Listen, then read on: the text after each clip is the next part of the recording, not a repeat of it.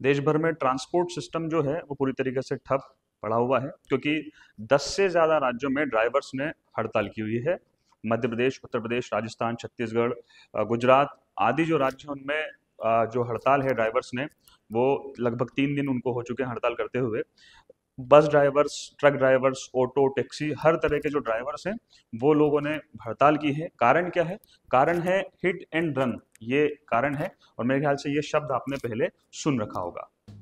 High court ने अब से थोड़ी देर पहले सलमान खान को बरी कर दिया। साथियों, देश भर में ट्रांसपोर्ट जो सिस्टम है वो ठप है। क्या है वजह? वजह है हिट एंड रन जो कानून है उसके खिलाफ ये हड़ताल ड्राइवर्स ने की है। क्या है हिट एंड रन? सबसे पहले इसको समझते हैं, आइए। हिट एंड रन का मतलब है तेजी और लापरवाही से वाहन चलाना, और जिससे किसी व्यक्ति की अगर मृत्यु कारित होती है तो ऐसी स्थिति में दुर्घटना करके उस सामने वाले को मरता हुआ छोड़ के और वहां से भाग जाना, इस केस को हिट एंड रन कहा जाता है। अभी तक आईपीसी जो है, इंडियन पिनल कोड जो है, यानी कि भारतीय जो दंड संहिता है, उसके तहत सजा दी जाती थी। और आईपीसी के तहत जो सजा का प्रावधान था, आईपीसी के तहत जो सजा का प्रावधान था वह, उसमें अधिकतम जो सजा थी वो 2 वर्ष तक की होती थी विभिन्न भिन्न धाराओं में। मगर चूंकि आईपीसी की जगह एक नए कानून ने अब ले ली है और वो है भारतीय न्याय संहिता, यानी कि बीएनएस। तो भारतीय न्याय संहिता जो है, इसके तहत अब सजा के कानूनों में बदलाव हुए हैं। और इन्हीं बदलावों में एक धारा 104 जो है, सेक्शन जो 104 है, ये महत्वपूर्ण स्थान रखती है। इसी के ऊपर पूरी के पूरा यह प्रदर्शन टिका हुआ है। मैं आपको थोड़ा सा समझाने का प्रयास करता हूँ। भारतीय न्याय संहिता की धारा 104 की 2 उपधाराओं की मैं आपसे बात करूंगा, एक उपधारा 1 और एक उपधारा 2, यानी कि सब सेक्शन 1 और सब सेक्शन 2। भारतीय न्याय संहिता की धारा 104 की उपधारा 1 के तहत ऐसा कहा गया है कि जो कोई व्यक्ति ऐसा कोई कार्य करेगा जिससे किसी व्यक्ति की मृत्यु होती है, जिसमें मामला गैर इरादतन हत्या का नहीं होता है, ऐसी स्थिति में जो सजा है वो अधिकतम 5 वर्ष की होगी। मगर इसकी जो उपधारा 2 है ये हमारे काम की है, वो इससे संबंधित क्योंकि है।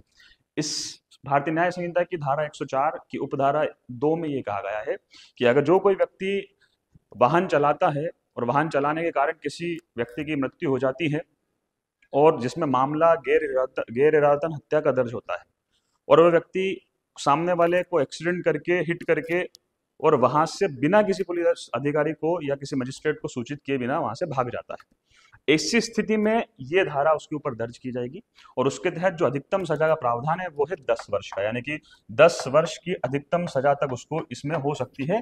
साथ ही 7 लाख रुपए तक का जुर्माना भी उसके ऊपर लगाया जा सकता है। तो चूंकि अब जो सजा है वो बढ़ा दी गई है, 10 वर्ष की अधिकतम सजा तक उसको हो सकती है, साथ ही जो है 7 लाख रुपए तक का जुर्माना उसको देना हो सकता है। ऐसी स्थिति में ड्राइवर्स ने ये हड़ताल की है। अब ड्राइवर्स का क्या पक्ष है, ड्राइवर्स का क्या कहना है, ये भी मैं आपको बताता हूँ।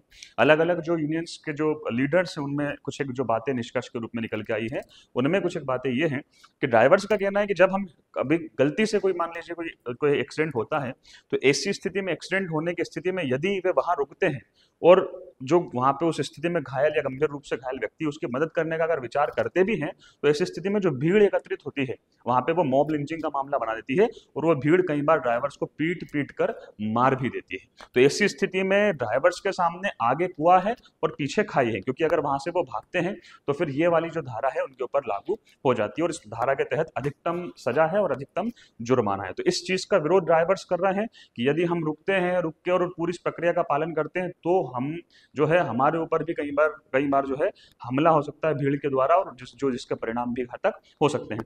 तो ये पक्ष ड्राइवर्स का है। कानून में क्या बदलाव हुए हैं ये भी मैंने आपको बता दिया है।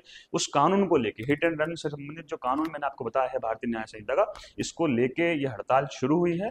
ये हड़ताल को महज 3 दिन हो चुके हैं, मगर इसका जो रूप है वो व्यापक होता जा रहा है। अभी 8 से 10 राज्यों में हड़ताल फैल चुकी है।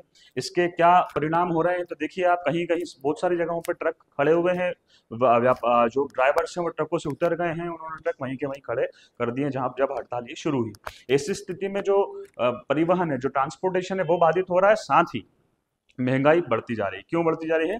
क्योंकि सुलभ मात्रा में जो ट्रांसपोर्टेशन के माध्यम से, परिवहन के माध्यम से कच्चा माल या जो सामान है, चाहे वो आपका दूध हुआ, चाहे वो आपकी सब्जियां हुई, चाहे वो अन्य सामान हुआ, वो एक स्थान से दूसरे स्थान पर नहीं पहुंच पा रहा है। ऐसी कंडीशन में महंगाई बढ़ रही है। लोग, क्योंकि बसें देखिए, बस स्टॉप पे सारी की सारी बसें खड़ी हुई हैं अलग अलग राज्यों में, तो लोगों की भीड़ इकट्ठा हो रही है, लोगों को साधन नहीं मिल पा रहे हैं अपने घरों तक पहुंचने के लिए। ये हालात आप देख रहे हैं।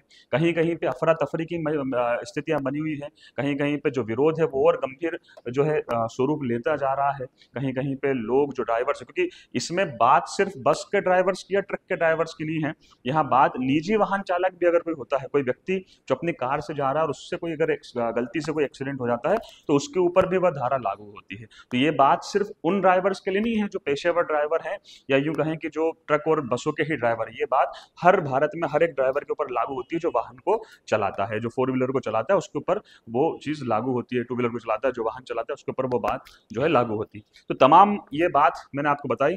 किस बात पे ये हड़ताल जारी है, 3 दिवस हो चुके हैं, क्या इसका रास्ता निकल के सामने आता है, इसको भी देखना बाकी है। सरकार का भी जो रुख है वो कुछ भी स्टैंड उनका नहीं है, क्योंकि संहिता तो वो ला चुके हैं, कानून में जो बदलाव है वो तो कर चुके हैं, मगर यहाँ पे अब ड्राइवर्स की यूनियंस के सामने क्या बात हो पाती है, क्या इसका निष्कर्ष निकलता है, उसे देखना बाकी है, जो कुछ ही दिनों में मेरे ख्याल से सामने आ पाएगा।